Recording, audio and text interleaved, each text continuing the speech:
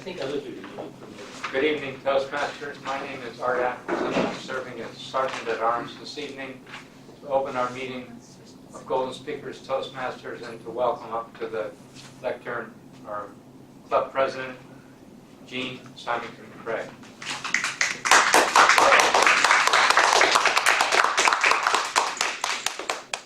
Thank you. We have devices. Hello, gentlemen. We have devices that we want to turn off.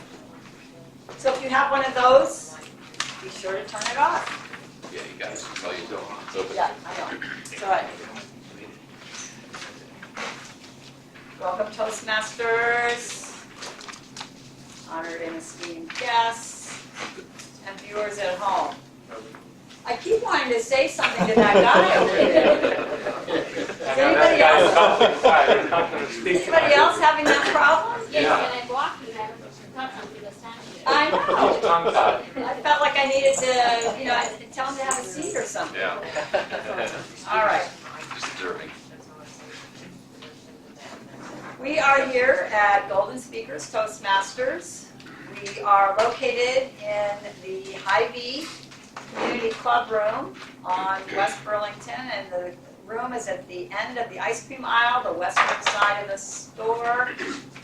Coming in, you just go to the right. We'd love to have anyone out there join us here. We do have a couple of guests here. We're not having a blizzard, which is great, so that's always nice. Maybe we'll just hear from our guests. I know I've seen them, so that's a good thing. So they've had a taste and they're thinking they might like another one. So let me have you first. If you could just stand and give us your name and tell us what brought you back here to Toastmasters tonight. Okay, I'm Mickey, and what brought me back here, and it's always awesome to be here. I would like to be here, and I would like to apologize that we are a little bit late today. We were having dinner, and that's why we came late, but it's always nice to be here, to see you guys. Great.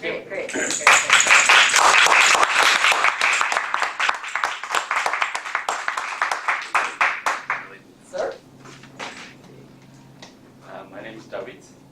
I am from Hy-Vee University. I came here because this Toastmaster is very good, and the group, I like the group, so it's good to be here. Good.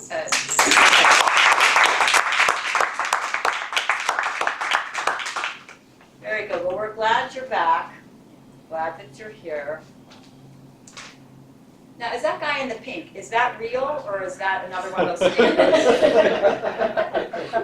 He's So not I need tongue-tied, to- this one is. Is he, he's like substance? There is substance?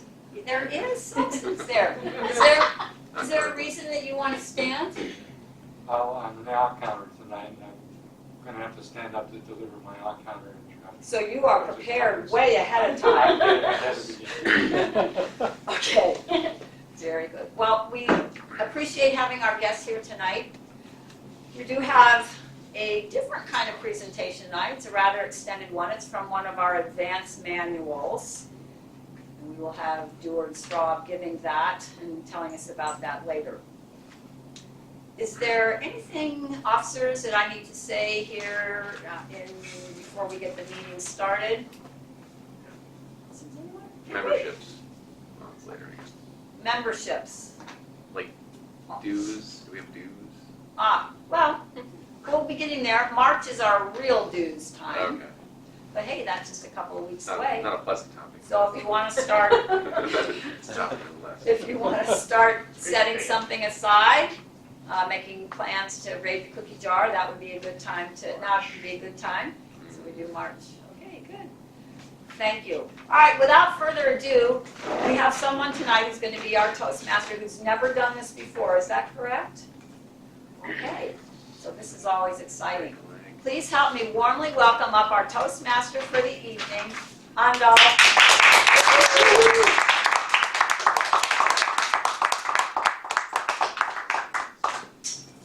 Thank you, Madam President.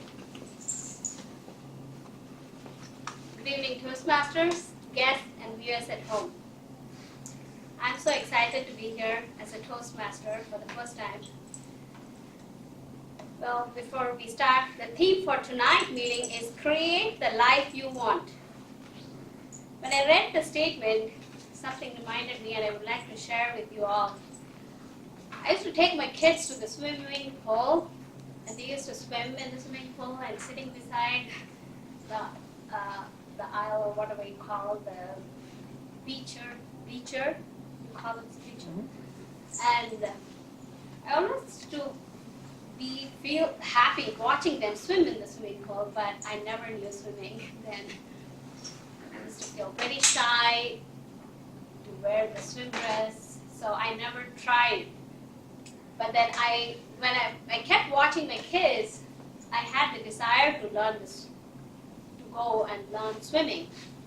One day I made up my mind, and I jumped into this pool and had my first lesson. After my first lesson, I really got out of my fear of wearing the swimsuit. So I really encourage our guests who are already close. You have come to the swimming pool, which is the Toastmasters Club. I would want you to dive in and would encourage our guests to take part in the table topics to get rid of the fear to talk in front of the group. Well, today I would like to introduce our role players. Our timer is Donna. Let's hear from her.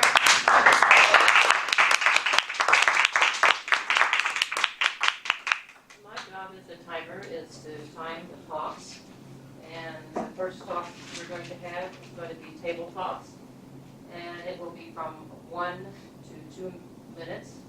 And I will turn on the light to alert the talkers that when it's green, there will be 1 minute, yellow 1.5, red, you're pretty much at the end of your talk. And then the speech that we're having this evening is going to be from 20 to 25 minutes. In 20 minutes, I'll turn on the red light.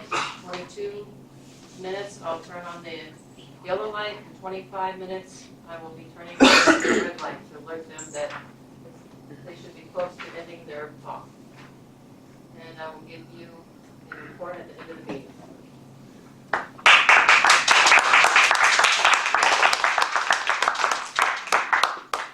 Thank you, Donna.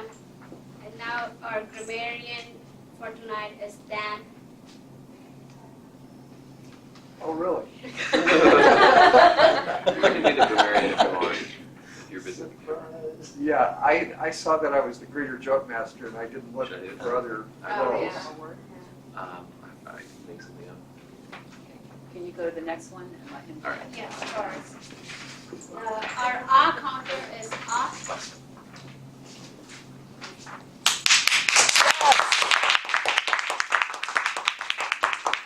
In my role as tonight's R counter, I will be looking for, listening, and making a little list on this chart of filler words and sounds that we may make as a crutch and space fillers that don't add content to what we're saying. Some of the examples are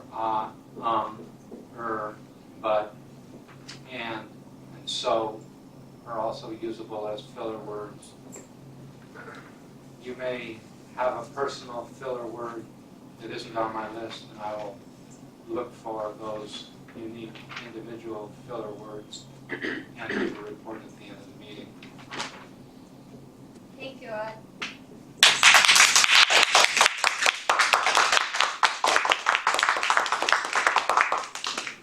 Our general evaluator for tonight is Annalisa, and a greeter, joke master will be Dan Craig.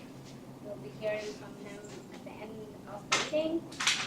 And I guess if the grammarian is ready. I'm ready, yes. Okay. Tonight, the word of the day is adapt, and it's to overcome an obstacle, physical or otherwise, for a general benefit or better outcome. And the role of the grammarian is to look for any any language which is flowery or unique, good or bad, and I will keep track of the words and the phrases that are used tonight in any speeches, table topics, etc. And if you use the word of the day, you get a credit for it, and I'll just keep track of the word of the day. So if you want to use the word, feel free to throw it in your speech somewhere creative. And that's it for my group here. I'll give a report at the end of the meeting.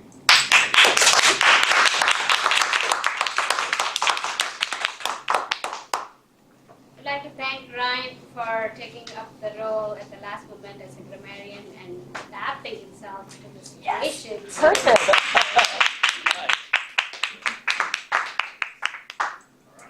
Well, I would like to invite our speaker for tonight, sorry, don't want to say his last name wrong, so I just stopped there. How do you pronounce your last name? Straub. And before we have our speaker, I would like to invite our evaluator for the speaker who will be reading the objectives, and Steiner.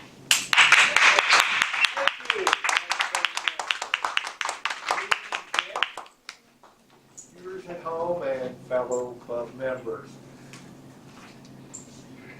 We have a special treat before us. Stuart is doing Project 1 from the Facilitating Discussion Manual, a very ambitious type of project, and it's called the Panel Moderator. So I'll just read you the description of what he's asked to do. A panel discussion is an excellent method for presenting different perspectives of an issue, event, or decision. Much like the Toastmaster, the panel moderator facilitates the discussion, introduces the panelists, moderates the questions and answers, and keeps the discussion focused and on track. Stewart's objectives tonight are to select a topic, to identify differing viewpoints to be addressed by his panelists, to organize and moderate his panel discussion, and he has chosen a time frame of 20 to 25 minutes to do that. A little about Dewar. He's a student of literature, he loves theater, and is fascinated by human interaction. I'm sure he will have some opportunities to practice his adaptation skills tonight with his panelists. So here to present his panelist is Dewar, who will be speaking tonight on, or conducting a panel discussion tonight on Feeding Leviathan. How much freedom are we willing to sacrifice for security? That's what Will talked about, isn't it? It's an ever-present issue. Yeah, her presentation. Is that your title? Yes. Okay, I'm sorry. It just sounded familiar. Pure coincidence. Oh, pure coincidence. I'm sorry. Okay. Feeding Leviathan, how much freedom are we willing to sacrifice for security? Please welcome Dewar.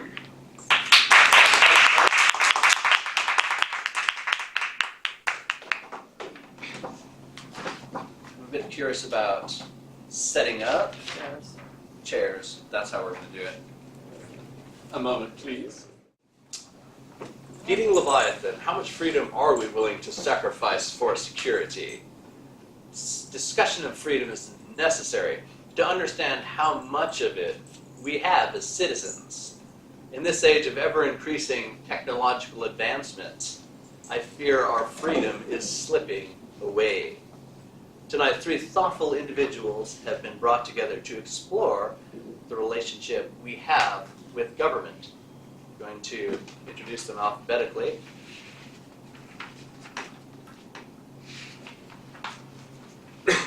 Art Atkinson has been a member of Golden Speaker since 2005 and a resident of Fairfield since 1986. His training was in math and computer science at UC Berkeley. He has a long-standing interest in the principles of common law, limited government, liberty, and free markets. The first question goes to you, sir. If every citizen has a right to be heard, how can democracy be a rational form of government? You'll have 3 to 4 minutes. Well, it really can't. It's interesting to me that the general understanding of our system of government in this country is usually described as democracy. However, our founders were very careful, actually, to not create a democracy. They were some of the most learned men of their time. They'd studied history, and in particular, they'd studied the history of governments throughout the ages. And what they observed was that there was no democracy that had ever been established that did not degenerate quickly into a dictatorship. Democracies have as their advantage the fact that the majority rules. But the majority is actually, by its sheer numbers, in almost all cases,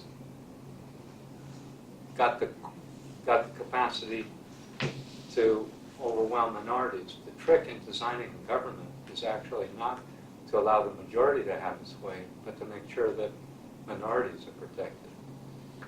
Otherwise, majorities will trample on minorities, and that's been seen throughout history. So is it possible for a democracy to be a rational form of government?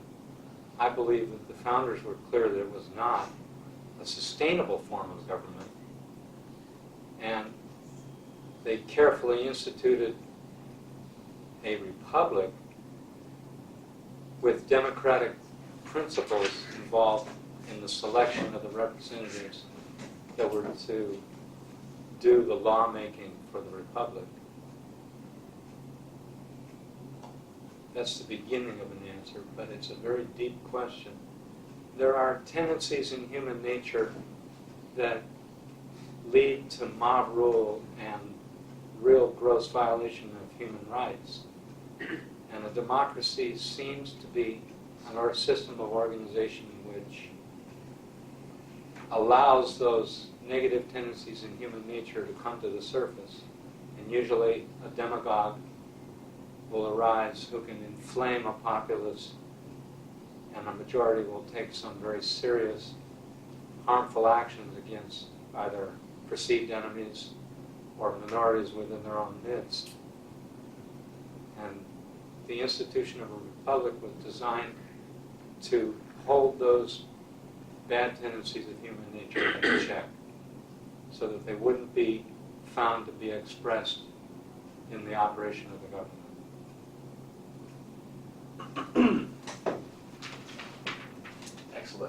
Excellent response.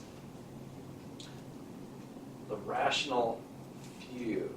So I like that you went into that it's actually a constitutional republic founded on democratic principles. And I also like how you went into how we're able to curb the appetite of the masses for that which might not be in their interests, their best interest. One has memories of the Colosseum satisfying the public, glutted by grotesque violence, and there's just no end in sight if you feed that type of beast. Yeah, people respond to fear. During World War II, we ended up incarcerating people of Japanese descent who were second, third generation citizens of the United States of America. They got sent to concentration camps in Utah and other places out west simply because they had a genealogy that inspired fear in the rest of the population. And it was something which we would hope would never happen again in the United States.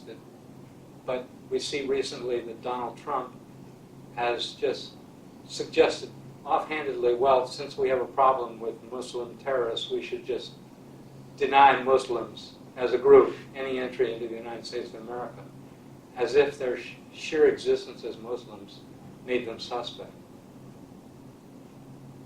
This is a response to and would inflame the worst tendencies in people who in the United States are fearful of those who are different from themselves or who salute to a different God. As we seem to have gone, we're moving away from rational government to, we're well into what I call political theater. Mm-hmm. Frank Zappa called politics the branch of entertainment. The branch of entertainment and industry. But yeah, so arousing that in people and scoring political points by activating the worst tendencies in us. Yeah, it is scary. So, I think we're going to move to Jean.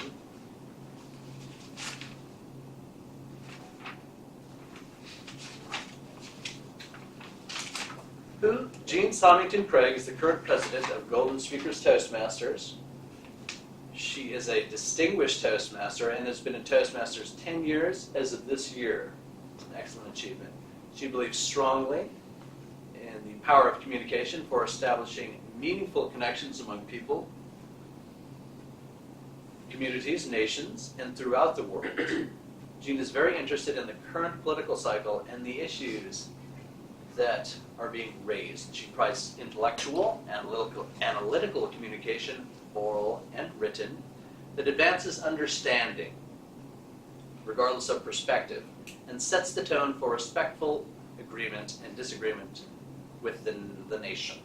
Jean has lived in Fairfield since 1988. She is married to Dan Craig, another Golden Speakers Toastmaster, and enjoys practicing her speeches by presenting them to her 2 dogs. They are not strong evaluators, but make up for that with their rapt attention and enthusiasm as expressed by licks of approval. So we've covered with Art how the worst tendencies of the masses can be aroused and how those passions can extend into political theater. And in the future, there's a concern I have about politics and entertainment fusing, and the limits to how people can express themselves being thrown overboard to explore the worst side of our nature. So, Jean, should a government ever restrict the free expression of its citizens?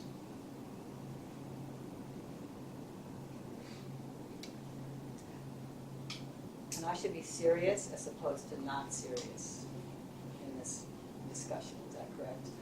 You behave, My you have the humor, freedom this is not comedy club. Humor is well used in lightening the mood, and we will, if you throw us too far off course, we will adapt.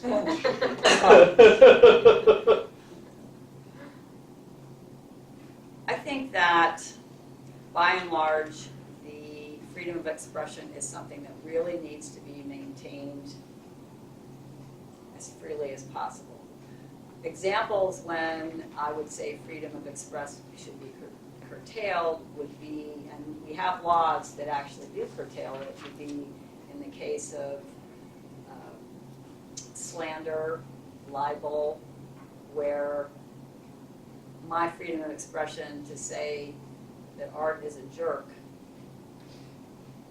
This might be true. Well, it could be true, and I have to support that, though. I have to bring up facts and anecdotes and whatever to support my claim, because if I just say that and it's baseless, that's not really appropriate use of free speech. So it's an attacking kind of thing on Art. Also, there's that example of I know. There's that example of yelling fire in a crowded theater when there is no fire, and creating a rampage or a possible harmful situation for people, and that being curbed. Inciting to riot.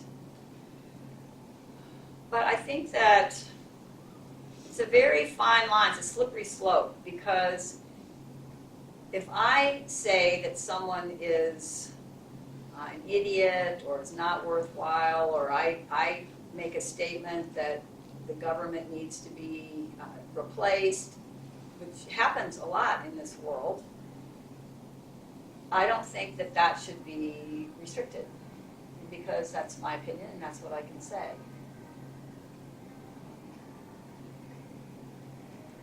So I think on that question, does the government ever have a right to limit expression? Is that how that goes? Yes. Limit expression?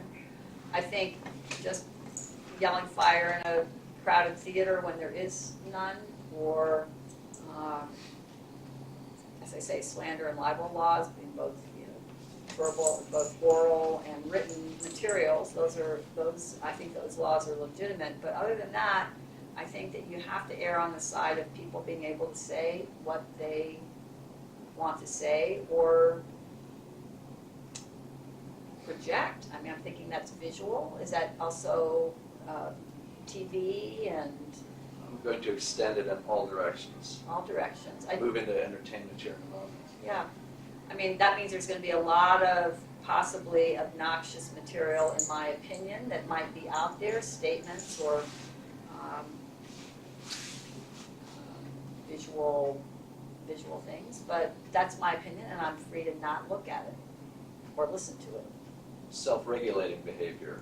Yeah, I think it's because I think the flip side, so then you say, well, if government did restrict it, well, where do you draw the line? You can prove it in the negative. Like, you can't, once you start restricting it, it's very hard to stop. And who decides? Yeah, and who decides, and all of a sudden you've got a mess. So, Excellent. is there a follow-up on that? Or?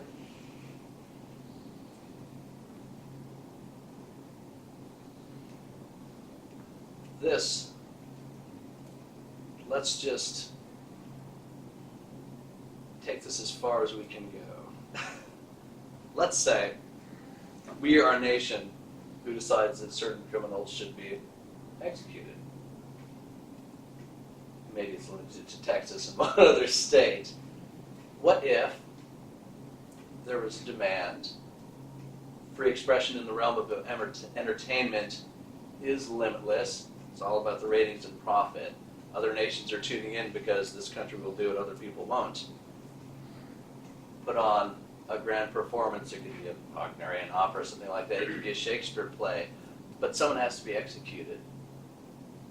The man behind the curtain, like, well, this person says he's done whatever crime. It's something just horrendous. But we insert him into some entertainment, and then he's killed within this play.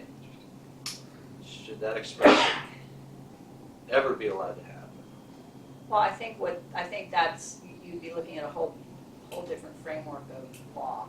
I think we have laws on the books that pretty much are going to dictate how an execution would take place. And there's probably not going to be Rockettes there. And there's probably not going to be Jimmy Dorsey orchestras or anything like that, because it's not in the law now, and I can see a lot of reasons why people would say that's not something we're going to include. So it's a little far-fetched. It's a little farther out there than I think my brain was going to go. But I would just say that the laws, I don't think in that case would be free expression. It would be something else. How would the more rational segments of society adapt? The audience might type that up with us during the 10-minute question and answer segment. Now we're going to move on to Mr. William Burns.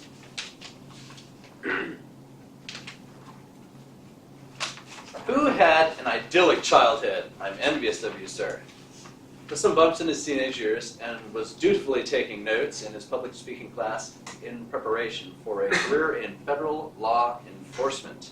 When the Twin Towers fell on 9/11, he enlisted as a military policeman in the U.S. Army Reserves, and while his unit deployed to sunny Cuba in support of Operation Enduring Freedom. While he was still in training, he deployed with them in 2004 to Iraq as part of the second phase of Operation Iraqi Freedom. where his unit was tasked with conducting physical security and internment operations. Will's time on the world stage imbued him with an avid interest in international relations and how this nation can be preserved in the face of domestic and foreign provocations. Please join me in warmly welcoming William Burns. And a nice round of applause for these brave individuals who have agreed to be on my panel. Well,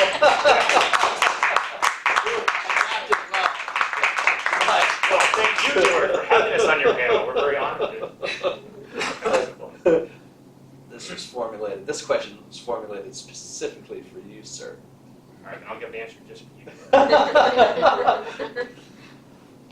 Is the issue of national security being used to regulate our behavior?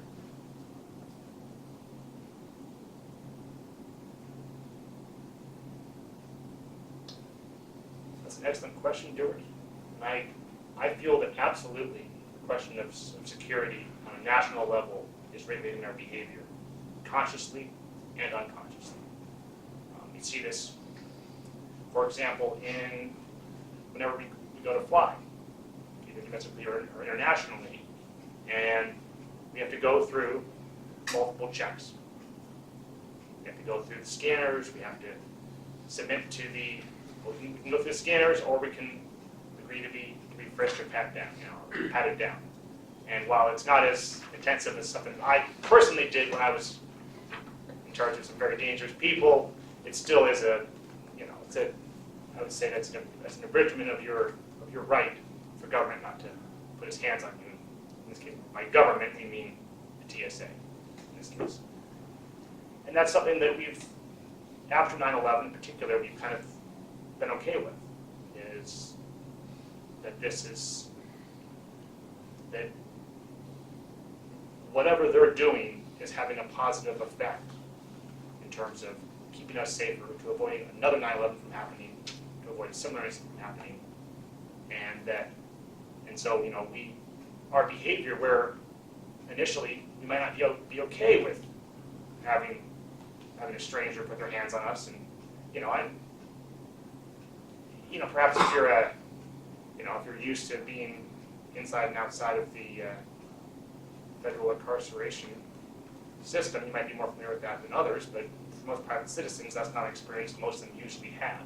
And yet now, those of us that have traveled have had that experience, and so that's a self-regulation. Unconsciously, I think that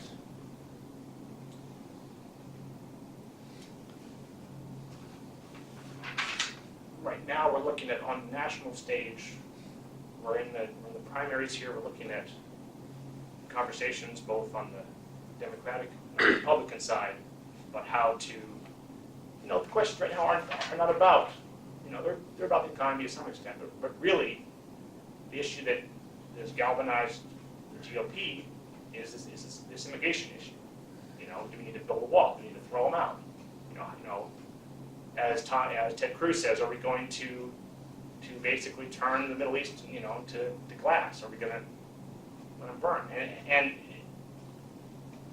I mean, for two of our GOP front runners, well, it's just interesting to me that for example, on the Democratic side, the conversation is it's still centered around security to some extent. In this case, with Hillary and her qualifications and her experience, and then Bernie, who in many ways actually acts against this and speaks more for internally focused solutions. I think that's kind of interesting economy. But I think by and large, the conversation is always about security. Is the danger of immigrants, the danger of terrorism, that has really occupied public space that you haven't seen pre-9/11. Excellent.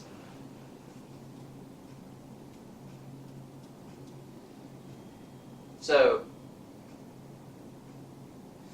we could say that the government, as a regulating mechanism, organism, since it's made up of living, breathing, thinking people,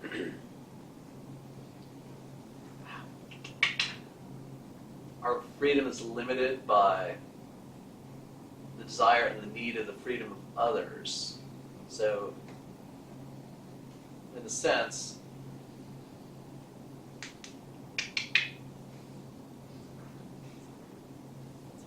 yeah, I guess in a sense, our need and our experience and our continued desire for freedom, we know that the limitations of that freedom is what it can do to others. Like, I may want to do something, but I realize that I've always loved this quote, my freedom ends where Will's nose begins. So that's the limit of freedom, is oppressing another, or diminishing someone else's quality of life.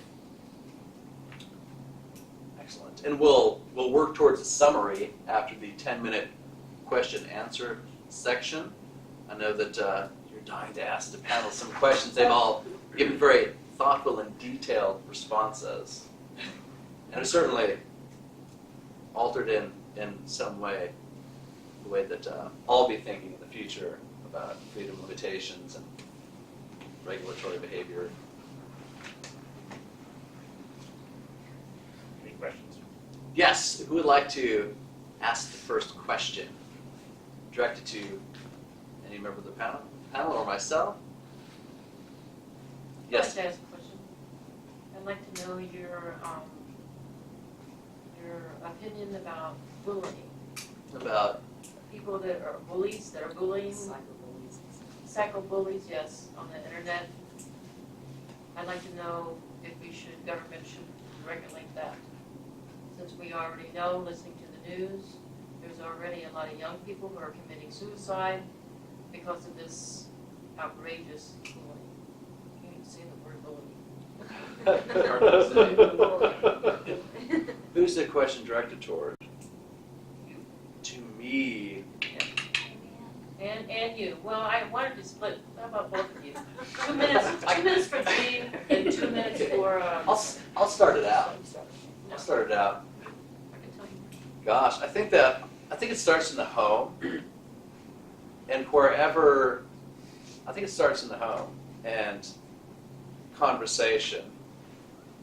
And if you establish rational dialogue with your offspring, and then you carry it throughout its educational development, and you don't have to be a snoop, you don't have to have total access to their electronic device or anything like that, but if the lines of communication are always open, and you have a relationship with who they interact with, then you'll have more of a sense of how they're behaving, and then I think you can regulate some nastiness through dialogue.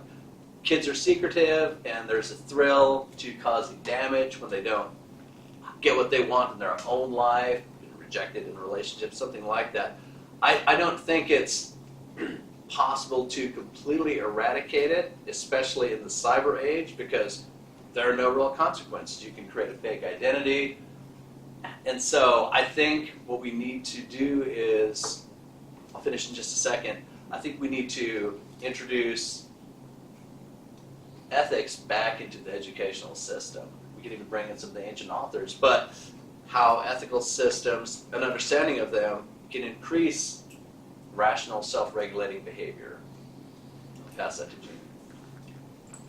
On top of what Dewar is suggesting, because that's really where it starts and that's where it goes, but I'm going to go with the presumption that kids are always going to be the way they are with their parents, which is at some point they get secretive and they don't want to disclose things, and they want to keep their own growing identity separate from their parents. But if we're talking about cyberbullying, I think there's a technological solution, and that would be in the same way that the servers can look and see whether they determine that something is spam because there's certain phrases, key phrases, key words that are in spam emails. So the servers are taught that, and there's a vocabulary list of words or phrases that indicate bullying is going on. So if you're trying to bully somebody, you've got certain words in there that are being identified, picked up by the server, and you get tagged as being a potential bullier, and then either you get your first warning, your second warning, maybe you get a phone call, something where it starts to be, it's out of your hands, your parents don't have to figure it out. It's just that if you're actually using the language of bullying, you're going to get caught because of the technology that's embedded in, whether it's Facebook or Twitter or social media or emails. You're going to get found out, and then maybe your parents they can look and see who the account is, trace it back, where is it going. Parents are notified, and then you get the regular laws for harassment get put into place, and either you get an injunction against you, or you get taken out to the woodshed, whichever works. Yes, or maybe keywords will restrict data usage or something like that. Like recently your data usage is diminishing rapidly. Yeah, one word an hour. See, something like that. But something that would be a technological solution on that. So the poor kid, whoever's being bullied, doesn't have to go through the angst of trying to figure out how to explain it if they don't talk to their parents, which sometimes is the case, if they won't talk to their parents. Here's a question. What if you take the ages and you instead of talking teens here, what if we take, say, college-age individuals, and you have people of different political ideologies, we'll say, in this country, and you have somebody who perhaps is a little more inflammatory, or strong about their opinion, but the other person takes it in it could be a personal attack or in an offensive way, and that actually in some ways is restricted. So what happens? This idea of data is very interesting, but what happens if it instead of being a simple cut and dry bullying or harassment case, if it's actually a case of ideology where you restrict one side or the other? Well, it just raises the flag. Like, hi, you've been identified as being a possible bullier. So now we go to level 2, which is we're going to look at some of your full content and make a decision that's a little more independent, not based on that. So maybe you are just politically intense, Sure. but you're not bullying. Right. Or you're an ugly troll and you deserve everything that anybody can throw at you because you're abusive. And we're going to be in Texas. And we're gonna, you better get ready to start saying your goodbyes. I'm just saying. we could go on with that indefinitely. Okay. Let's have another question from the crowd. Are you looking at your time? That was just for one response, wasn't it? We used up the 10 no, minutes. we've used up time. Yeah. Okay, how much time has elapsed so far? You don't have any time to pass your time. Oh, how much Like time? 25 minutes? 25 minutes? You've been on 28 minutes now. 28 minutes. Okay, so Oh. do you have something final that you have to do for your project? Are you done? I believe I'm done. I would have given a brief summary, but How brief? How brief? well, I think we've arrived at the point that I think we need to work towards producing more rational, self-regulating individuals that make up our wonderful society, and to sustain freedom and reduce governmental restrictions imposed on us. I think we just need to work towards being more thoughtful citizens. Here,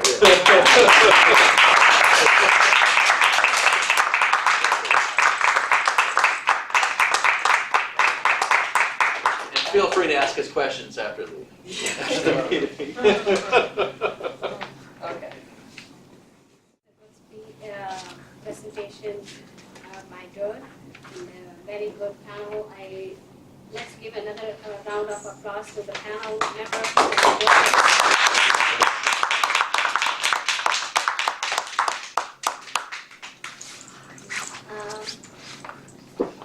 I think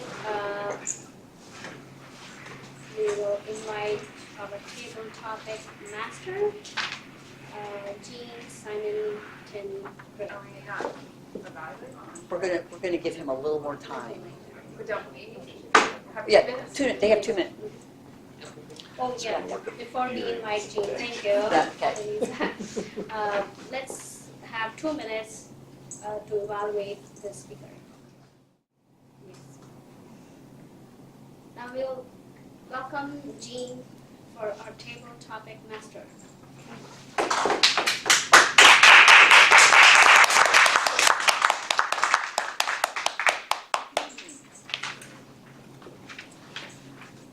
Okay, we're changing our order just a little bit so that we can give our evaluator for Dewar, since it was a long presentation and we just have the one speech tonight, a little more time to evaluate, so we're shifting a little bit. All right, table topics. I have questions. This is an opportunity to get up and practice your swinging at whatever pitch comes your way and see how it goes. I don't know if you all are seeing any of the debates, but I'm watching it as mini table topics. Very impressive. Not only answering questions, but if you'll notice, if you get a chance to watch, they are, and I don't know which ones you're watching, I'm looking at the Democratic ones, but filler words not happening, really, really good.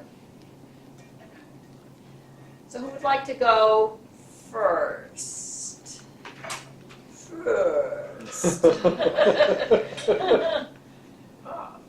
The man in the pink sweater, Art Atkinson. Otherwise known as the jerk. Okay, Presumptively. I use that as an example. I hoped it would be so obviously not true that it wouldn't even need explanation. Okay.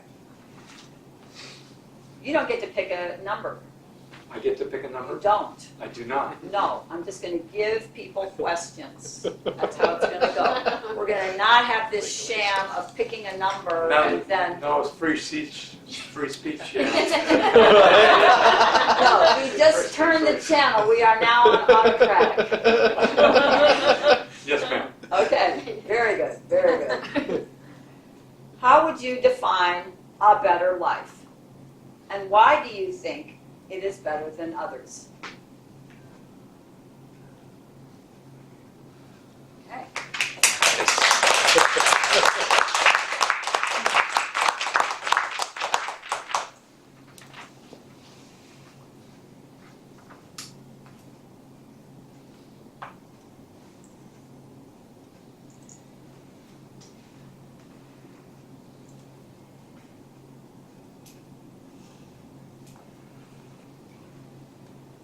How would I define a better life? I think that that's based on whatever answer each of us has, or that I have, for what's the purpose of life in the first place. And a wise man whom I revere said the purpose of life is the expansion of happiness. Now, one way of looking at it is to be the expansion of my happiness. The heck with whatever anybody else might be having. A bigger view of it would be expansion of happiness for me and for anyone else that exists. That's the largest view of the expansion of happiness idea, and I would say that for me the purpose of life is that I want to be happy myself, but I want to be around happy people. I want to know that there's not some corner of the world where people are suffering. And a better life would mean, for me, the capacity to actually have some positive influence on all those situations, those corners of the world where there might be somebody that wasn't happy, hungry, in need of some resource, in need of some help, in need of love. I got a long way to go before I'm really happy by that standard. I have a much more limited level of happiness, and as I approach my 70th birthday, I'm working to see if I can't up the game and experience a higher level of happiness, more positive impact on more people. Thank you for the question.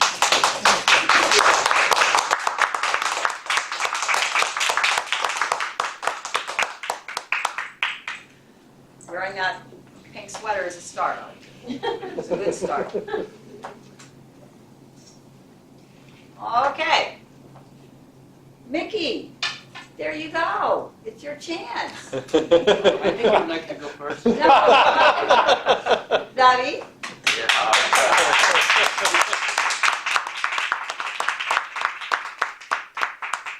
Okay. You realize this is autocratic? We're not doing this we kind of do volunteering, but depending on what the autocrat feels. Okay. Which person, living or dead, do you think epitomizes, embodies, the elements of what you would consider to be living or have lived a better life? You want me to read that again? Is that good? Which person, alive or dead, do you think, when you think about this person, embodies those elements that you consider to be living a better life? Tell us about that person. Good? Okay. All right.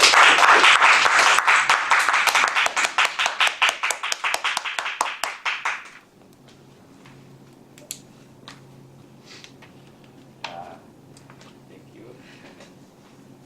The person that I would say that who is living a better life, so I would say it's going to be my mother. So she's still living, and she's the best person that that's living her life, is because she has done everything for the family, and she always wants to make the family together, and she always supports family, and she gives the love that she can give to the family. So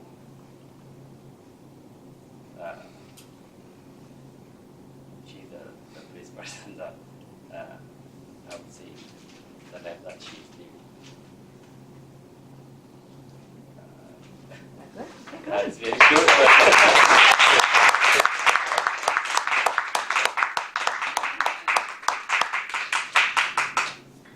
Okay. All right, extra round of applause. Autocrat says, first time up.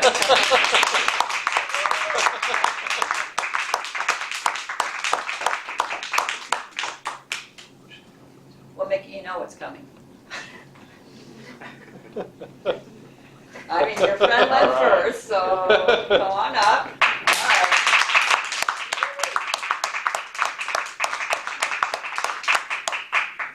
Okay. Am I enunciating well enough? Yeah. Like, okay, good, okay, all right. Ooh, okay. Countries are different all over the world. Which country or culture would you choose to live in to achieve your version of a better life, and why? Good.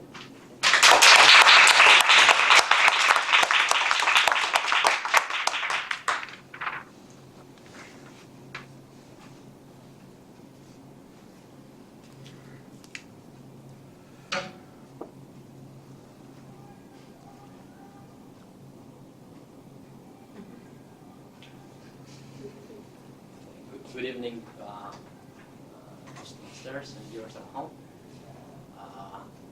I think, as our president said, countries are different with respect to their cultures. And, I would say that if anyone wants to live in any one of the countries that he chooses to be, I think the decision will come to himself, because if you want to live in that country, the first thing that you have to do is to adapt the culture, and then if we can adapt to that culture, then the remaining will be a matter of doing the right things within that country. But then one problem I see is that if, for example, I have been living in South Korea for 7 years, and I have had some problems because of their culture. It's not that they have a very bad culture, but then it took me some time to get used to that kind of culture. So within that time, for example, I would have gained, for example, I really wanted to be a very good software engineer, but then I was also trying to learn their language and learn their culture. So that took me some time, and I had to devote some of my time that I would have spent training myself on the techniques and technologies that I wanted to learn. So the problem will be, if you are living in a country or in a different culture, you have to spend some extra amount of work or some extra time to learn the culture and see how things are going there. So I would say that if all the resources are available, I think the best place to be in order to have the better self of yourself, having the better version of yourself, will be your home country, because you will have all the support from the society, and you already know the culture. You don't have to really go into new things, and then so as long as you have the infrastructure and the resources available, I think the culture, the society, and the environment is already supportive of you, because you already know it. So I think it will be your home country to be, if you want to be a better version of yourself.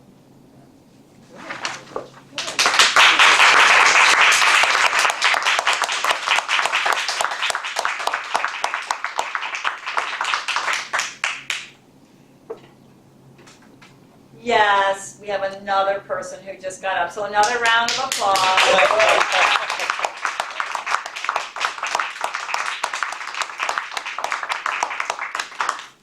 Very good answers, both. Madam Toastmaster, are we on time? Do we have time for one more, or what do you think? Pardon?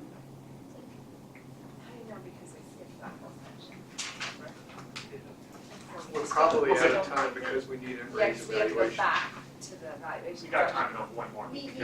Yeah, we should get to the 8 work. All right, he knows when he's talking about. Okay, We'll skip Emery's evaluation. Yeah, we have 3 more minutes. okay, here we go. The Toastmaster has spoken. I think That means yes, we're doing what you said. What'd you say? Going? I didn't Okay. hear you. All right, so who's next? Wait, one more. One more, Donna. Okay.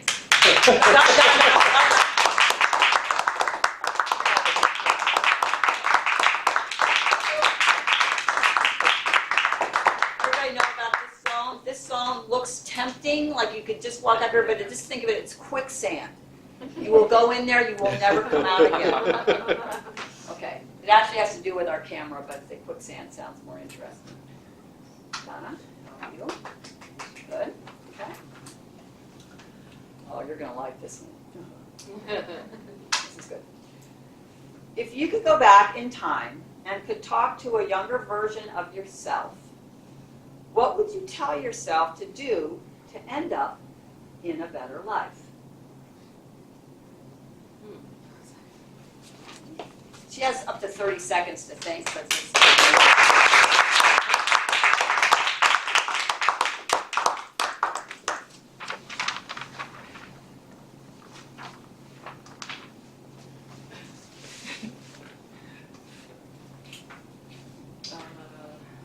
fellow members, guests, and people at home.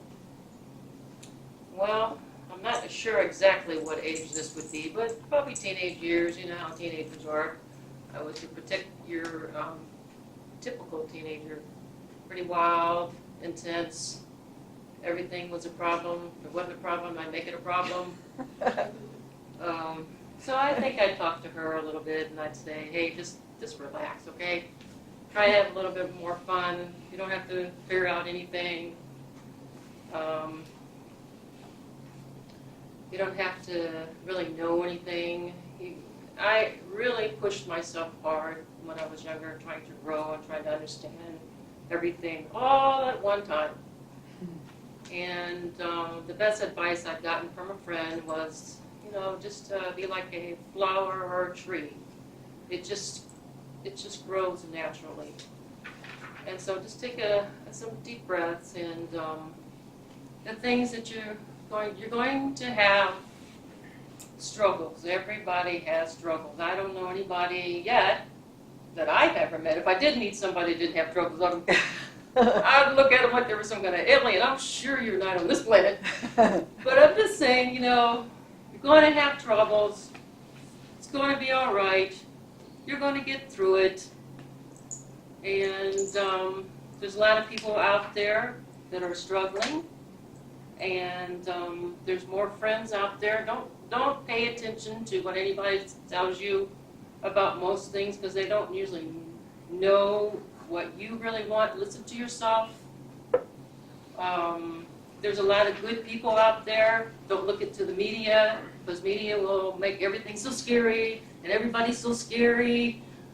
Forget it. There's a lot of good people out there that are willing to be your friend, and just hang in there, and it'll be a good fight. Thanks.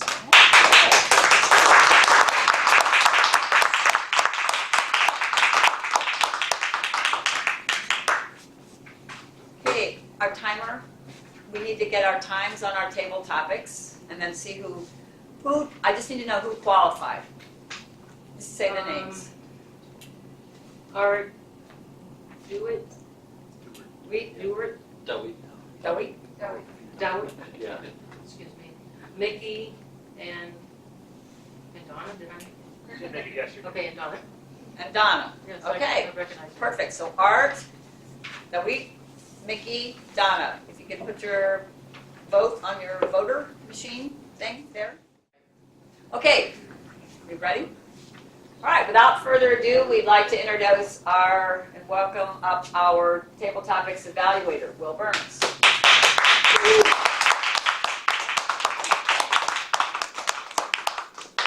Thank you, Jean. I was actually looking forward to doing table topics tonight, but not in this fashion. The purpose of my job as table topics evaluator is to provide an evaluation for the table topic speakers, those people that want to speak off the cuff, so to speak. And I'm going to start. Generally in Toastmasters, and this is general advice, if you're a speaker, don't apologize. Because oftentimes the audience may not notice, may not be aware, and it would detract from the impact of your speech. However, I'm an evaluator, so that doesn't matter at all. I am sorry to each of my table topics speakers for not being better prepared for you. Art. I'm sorry, Art.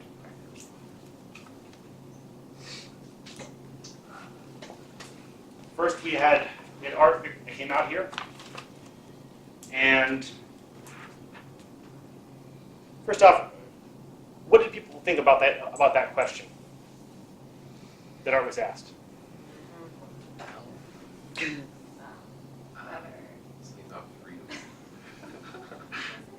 Let's see. How do you define Oh, better better life? life. How do you define a better life? Thank you, Jean. I think Art did a really good job of summing it up. I could tell he was kind of hot from his panel there. Unfortunately, I don't have much feedback for Art. I just checked the roster, he's actually a more experienced speaker than I am. He's been here longer than I have, since 2010. But next time, Art, I promise you, I'll give you a better evaluation. I'll have some strong feedback. And I would love the best. Can't wait.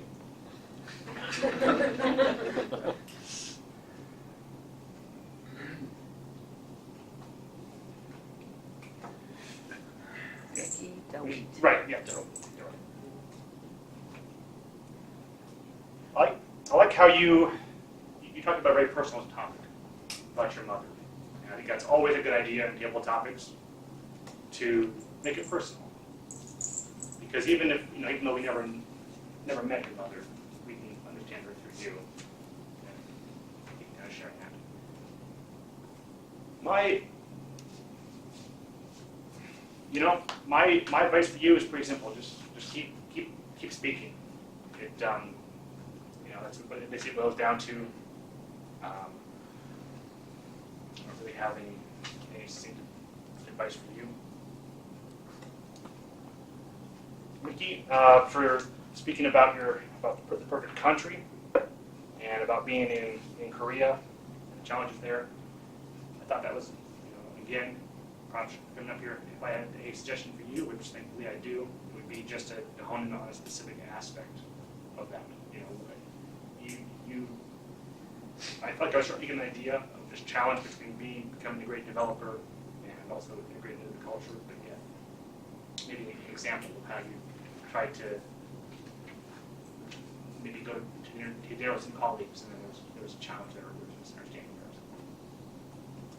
And finally, Donna, I felt like you took a lot of passion with your topic. I mean, I could clearly see you had a lot to say to yourself.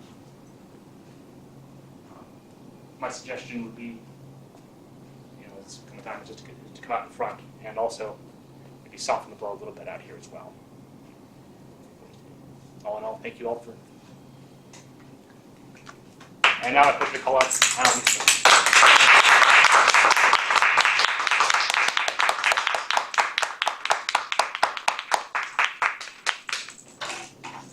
I'm here to call, good evening, fellow Toastmasters, guests, viewers at home. I'm here to call up Emery, who's going to be evaluating Deward. Do I stay for this portion? Thank you.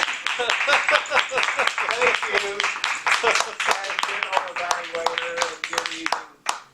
Again, fellow members, guests, viewers at home, and especially Deward.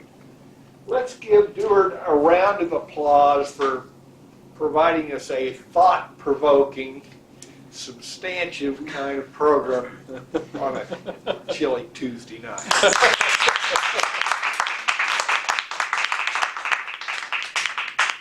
Tremendously challenging assignment, at least to me, as I sat here and watched you deal with it and wondered how I would do that myself.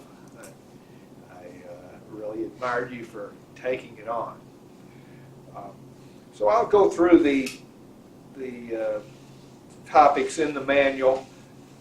Was the topic selected appropriate for a panel discussion? The amount of freedom we are willing to sacrifice for security, certainly broad enough that it affects us all. There's room for different viewpoints, so it was a good choice of subjects. How well did the moderator explain the topic and its purpose? Well, I got a little bit lost at that point. Honestly, I felt like maybe a more precise definition of what kind of security we're talking about. I think I ended up feeling like this is a great discussion, but it's not exactly about security as I understand it. And maybe it would just be renaming your subject, not changing your discussion. Because the general subject was more about the limits of expression than really how it bore on what I would call security.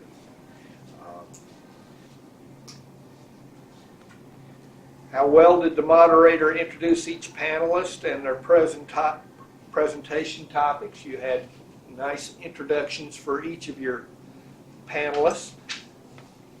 I personally would have liked to, I guess because I listen to On Point on NPR all the time, but I like to hear who all the panelists are to start with. That's maybe just my personal preference. But you introduced art and it immediately went into a question. I just think the audience would have been better prepared to understand the range of the discussion if you had introduced each panelist very quickly, then came back and posed a question to each of them.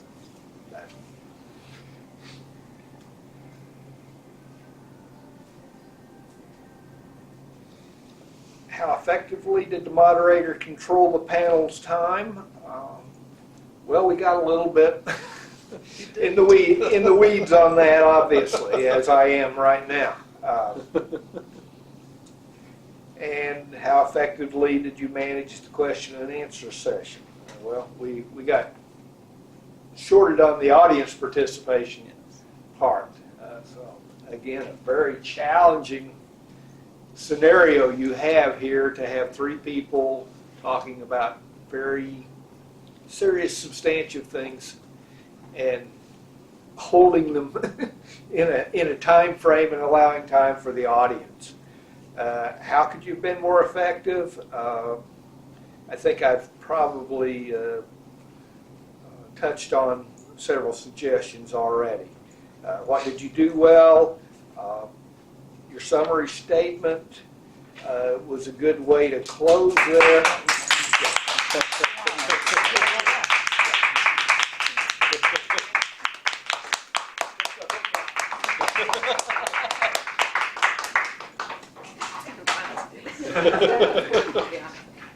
All right, so we are on to the reports for the evening. Let's have Donna, can you please do the, am I missing? Yes, I'm missing So something. we need to To vote on the evaluator, but you evaluator. went over. You went If over. I went over And with so- vote, And Who's the other one? I always do. Will, Will. table time. Okay. They both won tonight. Yeah. Okay, so we'll have a timer. Can we please have, Donna, can we please have the timer report?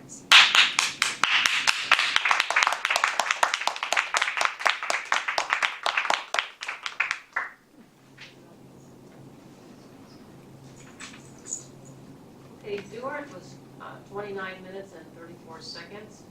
Art was 1 minute and 35 seconds. Druid, I'm so sorry about saying your name correctly. David. David. Dowie, Dowie. 1 minute and 8 seconds. Mickey was 2 minutes and 10 seconds. Donna, myself, was 2 minutes and 2 seconds. And Everett, Emery, sorry, Emery was 4 minutes and 35 seconds. All right, thank you.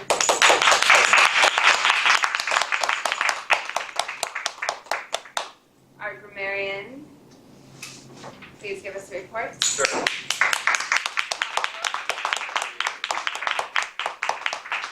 So tonight we had Andal, Emery, Jean, and somebody else snuck in the word of the day. Mickey, Mickey, yes. Twice. Stuart. And Stewart, Twice. yes. Stewart. I have you once, Stewart, but I didn't have you twice. So, all right.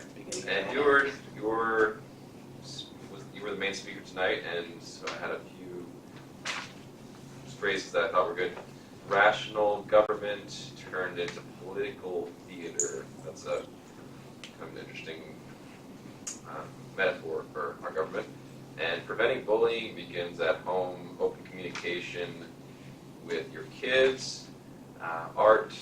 No democracy has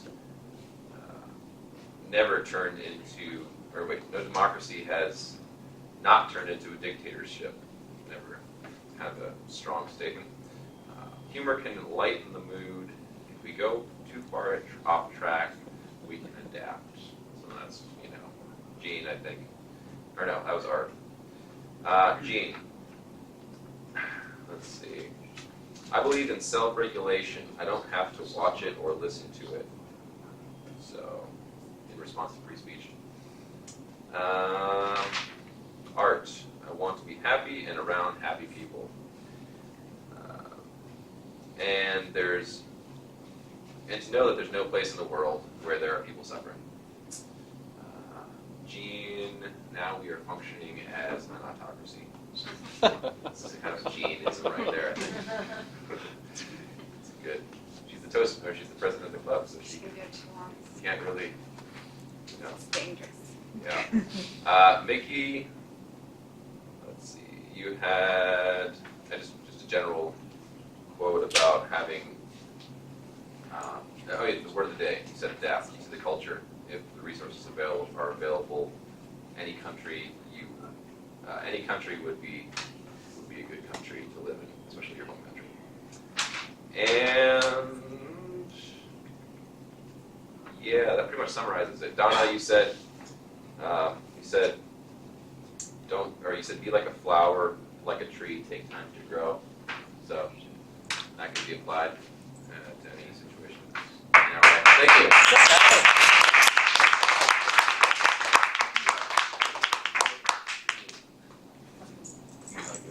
Our next report is the au counter.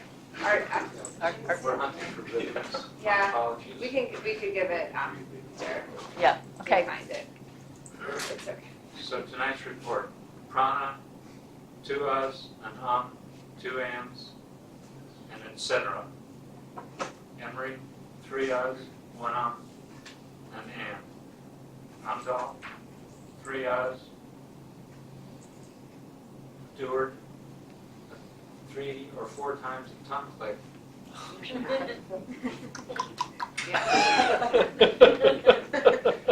So, and I think, and I guess, used as fillers.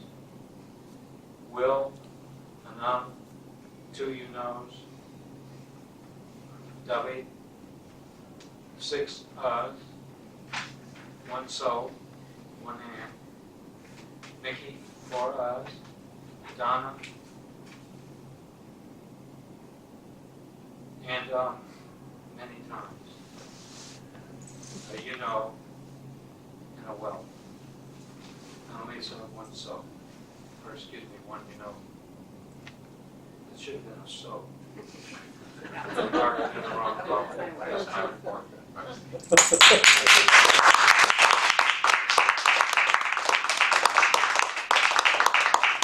Thank you.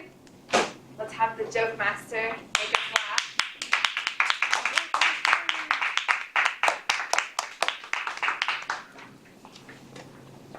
The director of a charity called up a wealthy businessman in his community. He said, Mr. Jones, according to my information, you made $500,000 in the last year, but you've never given a penny to charity.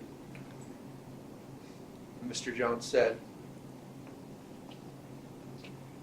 do your sources tell you that my wife is very ill and she has tremendously high medical bills? And the director said, well, I'm sorry, I didn't know that. Mr. Jones said, do your sources tell you that my brother was in a serious accident and he hasn't worked in many years? My sister's husband is no longer living. She has 4 children that she struggles constantly to feed. The director said, well, I didn't know that. Mr. Jones said, well, I don't give money to any of them, so what would I give money to you?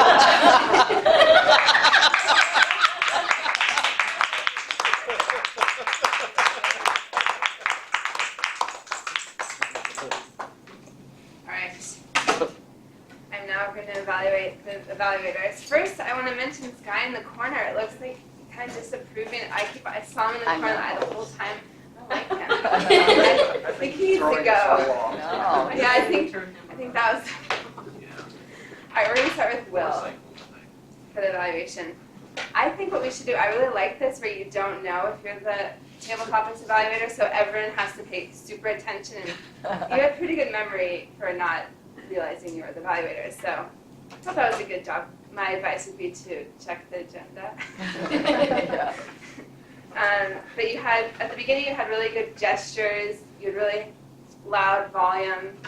Towards the end, which is what I've noticed before, you do go really quiet at the end. So maybe just try to focus on keeping the volume the whole time.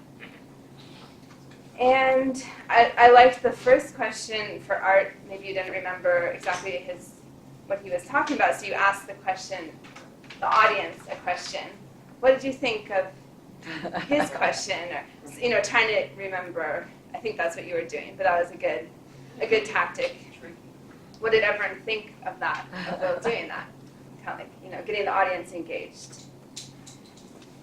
So, I think Good. that's Yes, it my was. evaluation for you, Will. And then Emery, you did a good job greeting the audience at the beginning and really good job clearly explaining what his objectives were. I'm not sure if you read the title ahead of time, but that was a little confusing when you read it and then you're like, oh wait, Will, was that yours? So that was a little confusing for the audience. So next time, read the title with confidence or ask him ahead of time. You have really great smile. When you stand up here, you seem really comfortable. And I could tell that Emery thought about the questions a lot and in the manual, the answers, and really thought about them. A few things. See, one more suggestion. I'm doing it right now, which is not right. You looked at Do It a lot when you were doing the evaluations, so try to look at more people, not just like I'm doing, staring at you. And overall, really good job. I think that's my evaluation for both of you.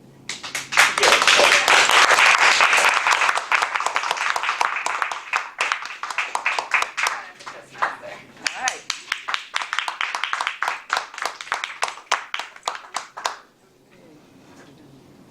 As we have come to the end of the meeting for tonight, it's time to give award, and we will. Mickey has won the table topics. Yeah.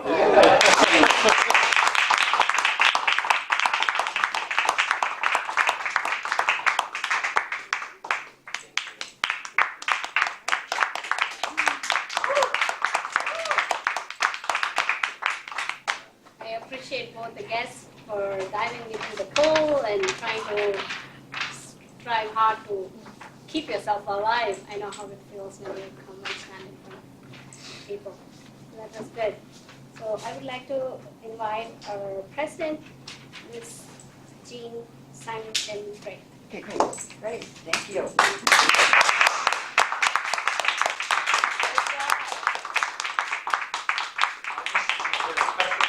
For coming up with the jumping in the swimming pool analogy, diving into speaking. Exactly, that was a great That was- metaphor. Yes. Okay, good job, good job.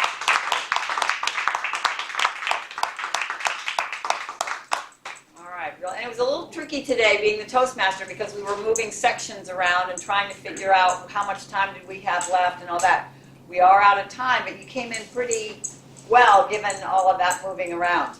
Great, I had this thought, I was looking at Annalisa up here talking and I was thinking, I wonder if she has given any kinds of talking since she's gotten her Competent Communicator Manual, and thinking, boy, that would be great if people could report in if you have somewhere in your life, when we come here every week, if we had just a little report, if someone actually does get up and do a talk somewhere or presents or something like that, teaches, would love to, I think, hear about that and how you felt that Toastmasters maybe helped you with that. Okay, so let's just be on the lookout for that for ourselves. Emery? I gave my Grant Wood PowerPoint to the Mount Pleasant Noon Rotary Club and streamlined it quite a bit after having the experience of giving it here. So it was helpful. Felt confident and, oh, I'm sure Felt they better. Got the technology worked out ahead of time. Good, great. Art? So many of you know that I have run overtime in many of my presentations here. Actually, Okay, Art, that's it. Oh, okay, yeah. I spoke at the Republican caucus in favor of my candidate, and I had an absolute 2-minute deadline, and I made it. All right.